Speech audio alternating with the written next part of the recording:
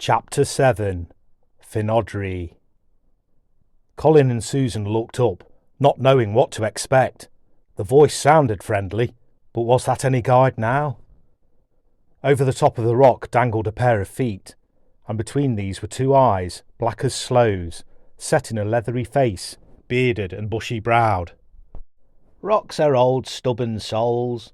They were here before we came, and they will be here when we are gone. They have all the time there is, and will not be hurried. With this, the face disappeared, the legs swung out of sight, there was a slithering noise, a bump, and from behind the rock stepped a man 4 feet high. He wore a belted tunic of grey, patterned with green spirals along the hem, pointed boots, and breeches bound tight with leather thongs. His black hair reached to his shoulders, and on his brow was a circlet of gold. Are you a dwarf? Said Susan. That I am. He bowed low. By name Finodry Wineskin, or Squabnose, to disrespectful friends. Take your pick. He straightened up and looked keenly from one to the other of the children. His face had the same qualities of wisdom, of age without weakness, that they had seen in Cadolin, but here there was more of merriment and a lighter heart. "Oh, please," said Susan, "take us to the wizard if you can. Something dreadful has happened, and he must be told at once, in case it's not too late." "In case what is not too late?" said Finodry. "Oh, but there I go, wanting gossip, when all around is turmoil and urgent deeds. Let us find Cadolin." He ran his hand down the rough stone, like a man stroking the flanks of a favourite horse. The rock stirred ponderously and clove in two, and there were the iron gates, and the blue light of Fundindelve. "Now the gates," said Finodry briskly. "My father made them, and so they hear me, though I have not the power of wizards." He laid his hand upon the metal, and the gates opened. "Stay close, lest you lose the way," called Finodry over his shoulder. He set off at a jog trot down the swift sloping tunnel. Colin and Susan hurried after him. The rock and iron closed behind them, and they were again far from the world of men. Down they went into the edge, and came at last, by many zigzag paths, to the cave where they had rested after their meeting with Cadolin. And there they found him. He had been reading at the table, but had risen at the sound of their approach. "The day's greeting to you, Cadolin Silverbrow," said Finodry. "And to you, Wineskin. Now what bad news do you bring me, children? I have been expecting it, though I know not what it may be." "Cadolin," cried Susan, "my tear must be Firefrost, and it's just been stolen." "What tear is this?" "My tear, the one my mother gave me. She had it from Bess Mossack." And out poured the whole story in a tumble of words. The wizard grew older before their eyes. He sank down upon his chair, his face lined in grey. "It is the stone. It is the stone. No other has that heart of fire, and it was by me, and I did not hear it call." He sat, his eyes clouded, a tired, world-weary old man. Then wrath kindled in him and spread like a flame. He sprang from his chair with all the vigour of youth, and he seemed to grow in stature, and his presence filled the cave. "Grimnir," he cried, "are you to be my ruin at the end? Quick, we must take him in the open before he gains the lake. I shall slay him if I must." "Nay, Cadolin," said Finodry. "Hot blood has banished cool thought. It is near an hour since the hooded one strode swampwards. He wouldn't be far from the light by now, and even you dare not follow there. He would sit and mock you. Would you want that, old friend?" "Mock me? Why did he leave these children unharmed, if not for that? It is not his way to show mercy for mercy's sake, and how else could despair have been brought to me so quickly?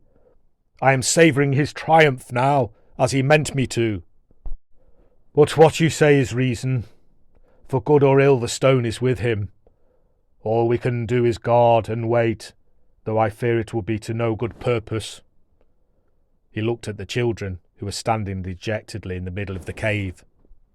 "Colin, Susan, You have witnessed the writing of a dark chapter in the book of the world, and what deeds it will bring no man can tell. But you must in no way blame yourselves for what has happened. The elf road would have been but short refuge from him who came against you this day, Grimnir the Hooded One. But what is he? Said Susan, pale with the memory of their meeting. He is, or was, a man. Once he studied under the wisest of the wise and became a great lawmaster, but in his lust for knowledge he practised the forbidden arts, and the black magic ravaged his heart and made a monster of him. He left the paths of day and went to live like Grendel of old beneath the waters of Lindu, the black lake, growing mighty in evil, second only to the ancient creatures of the night that attend their lord in Ragnarok. And it is he, arch enemy of mine, who came against you this day. No one in memory has seen his face or heard his voice, added Finodri.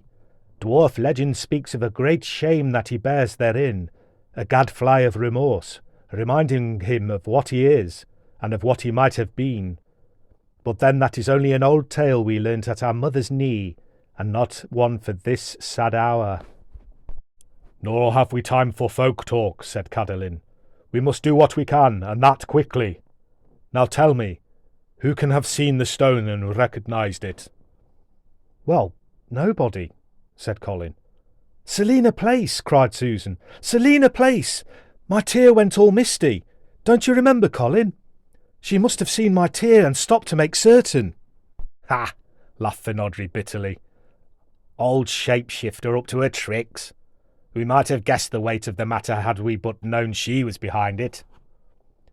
Oh, why did you not tell us this when we first met? The wizard shouted. I forgot all about it, said Colin. It didn't seem important. I thought she was queer in the head. Important? Queer? Hear him! Why, Selina Place, as she is known to you, is the chief witch of the Morth brood. Worse, she is the Morrigan, the third bane of Logris. For a moment it seemed as though he would erupt in anger, but instead he sighed and shook his head. No matter. It is done. Susan was almost in tears. She could not bear to see the old man so distraught, especially when she felt responsible for his plight. Is there nothing we can do?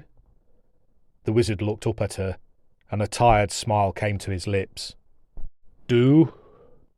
My dear, I think there is little any of us can do now. Certainly there will be no place for children in the struggle to come.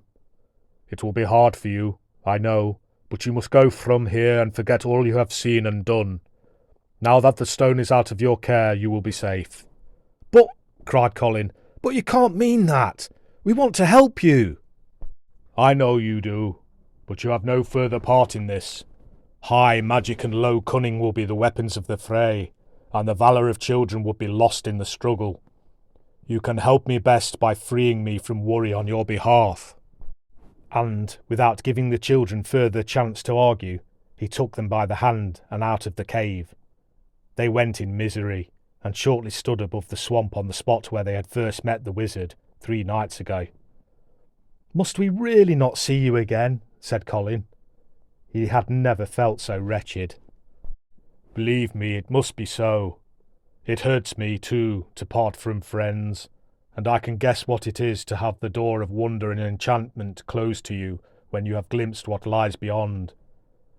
But it is also a world of danger and shadows, as you have seen, and ere long I fear I must pass into these shadows. I will not take you with me. Go back to your own world, you will be safer there.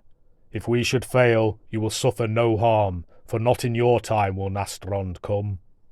Now go. Finodri will keep with you to the road. So saying, he entered the tunnel. The rock echoed. He was gone. Colin and Susan stared at the wall. They were very near to tears, and Finodri, weighed down with his own troubles, felt pity for them in their despondency. Do not think him curt or cruel, he said gently. He has suffered a defeat that would have crushed a lesser man.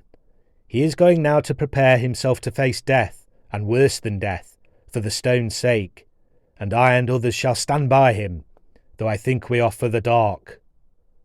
He said farewell because he knows there may be no more meetings for him this side of Ragnarok. But it was all our fault, said Colin desperately. We must help him. You will help him best by keeping out of danger, as he said, and that means staying well away from us and all we do. Is that really the best way? Said Susan. It is. Then I suppose we'll have to do it. But it will be very hard. Is his task easier?